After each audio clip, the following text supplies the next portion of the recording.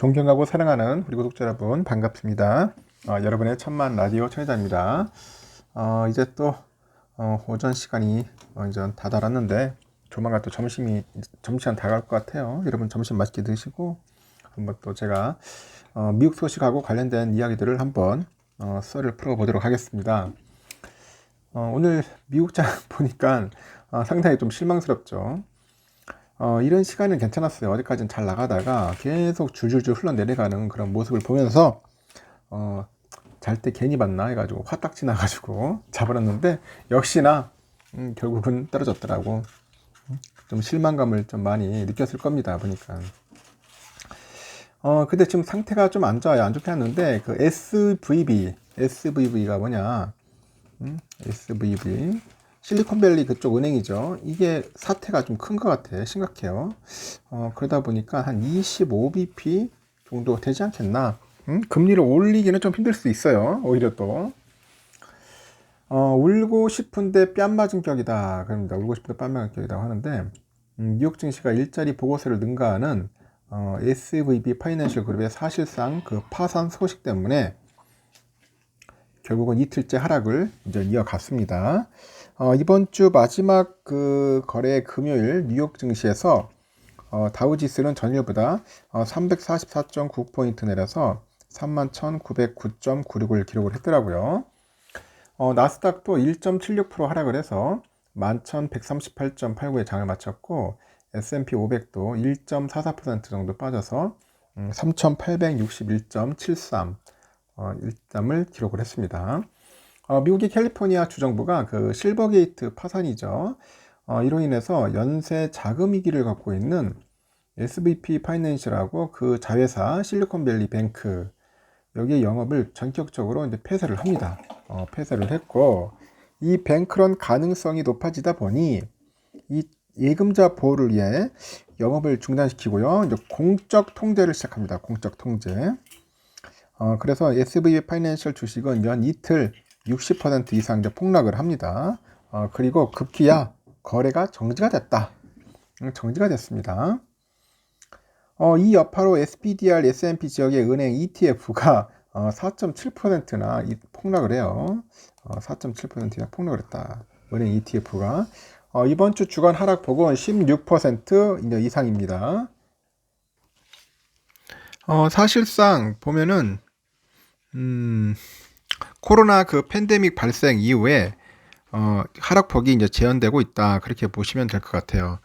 이날 미국 노동부가 그 발표한 일자리 보고서 보니까 지난 2월 비농업 일자리 개수가 전월보다 31만 1000개나 늘었어. 31만 1000개 늘었고 예상치인 22만 5천 명을 압도하는 수준이다. 그렇게 보시면 됩니다. 1월의 서프라이즈만큼은 아닌데 증가세가 유지가 됐고 다만 2월 실업률은 3.6%, 전월 3.4%에 비해서 다소 상승을 했고요. 시간당 평균 임금 상승률도 4.6%, 예상치인 4.8%를 이제 밑돌았죠. 연방준비제도가 이를 근거로 이제 빅스텝을 단행할지는 아직까지 알 수 없다. 그런 말입니다. 빅스텝 단행할지 아직까지 모르겠다. 그렇게 썩 좋지 않다. 그렇게 보시면 될 것 같아요. 이렇게 잘 나가던 그 미국 경제의 암호화폐 부실과 또 실버게이트의 파산, 그리고 이들과 관련된 밸리뱅크, 그리고 그 모회사 SVB 파이낸셜의 연쇄 부도가 뇌관으로 떠오르는 거예요. 지금 중국 욕할 게 하나도 없네요. 보니까 미국이 이 지경인데 하여튼 그렇습니다. 지금 하여튼 뇌관으로 떠올랐고 실업률이 반세기 만에 최저치를 보이면서 완전 고용 수준을 달리고 있어서 임금 상승을 막기 위해서라도 다시 기준금리 인상폭을 50bp에 올리겠다고 호언장담했던 그 연준 앞에 금융경색의 가능성이 들어옵니다. 금융경색. 이 가능성이 드리워지고 있다. 그럽니다. 그래서 캘리포니아 주정부는 SVB 파이낸셜 그룹의 그 모든 영업을 중단시키자 이 관련 주식들에게도 큰 악재가 돼요. 퍼스트 리퍼블릭 은행은 이날 15% 가까이 하락을 합니다. 팩웨스트 은행은 35% 이상 폭락을 했고 암호화폐 전문은행을 표방하는 시그니처 은행도 22.8% 하락을 합니다. 일단은 그 디피앙스 ETF의 책임자 그 실비아 제블론스키라는 사람이 그런데 2008년 이후 가장 큰 미국 은행의 붕괴가 일어났다. 그런 이야기를 하죠. 이 SVB 문제가 연쇄 부도로 확산될지 투자자들의 우려가 커졌는데 하여튼 이걸 또 지적을 합니다. 지적을 하고 대형 투자은행인 그 골드만삭스랑 그 뱅크 오브 아메리카는 각각 3.5%, 한 1% 정도 하락을 했어요. JP 모건은 근데 오히려 올랐어. 2% JP 모건은. 그 월가의 제왕 우리 제이미 다이먼 이 회장이죠. 하여튼 JP 모건의 그 상승은 중소은행의 위기가 오히려 기회로 작용할 수 있어서다 그런 이야기를 하는데 M&A로 성장해온 JP모건 체이스그룹은 이른바 줍줍 찬스를 가질 수 있답니다. 줍줍 찬스. 그래서 볼빈 자산운용의 그 사장이 그래요.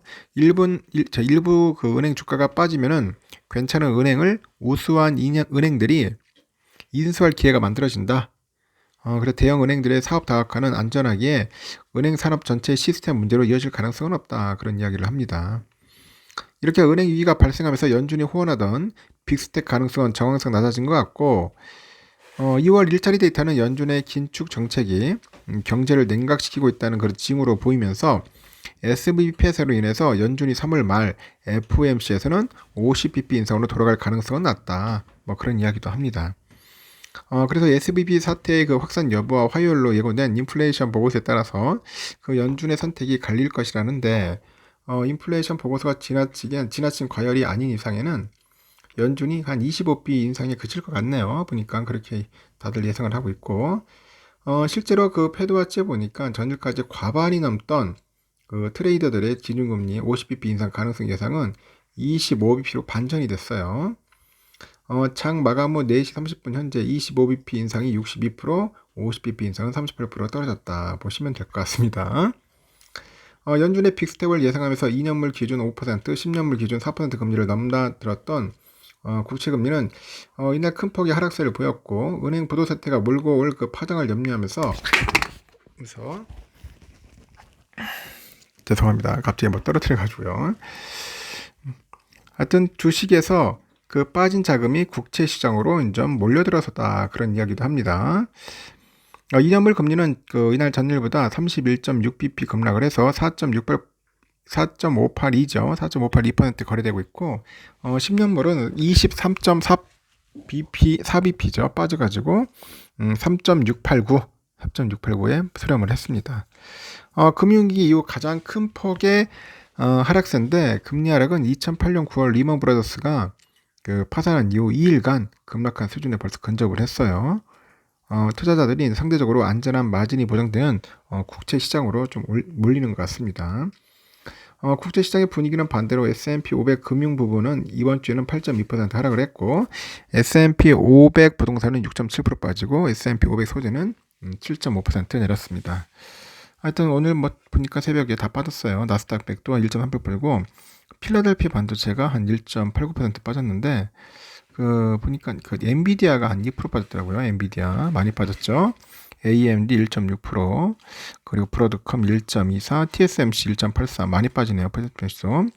텍사스 인스트루먼트 1%, 마벨은 뭐 5.4% 급락을 했어요. 어플라이드 머티리얼즈 2.16, 퀄컴 1.73, 마이크론 테크놀로지 1.21.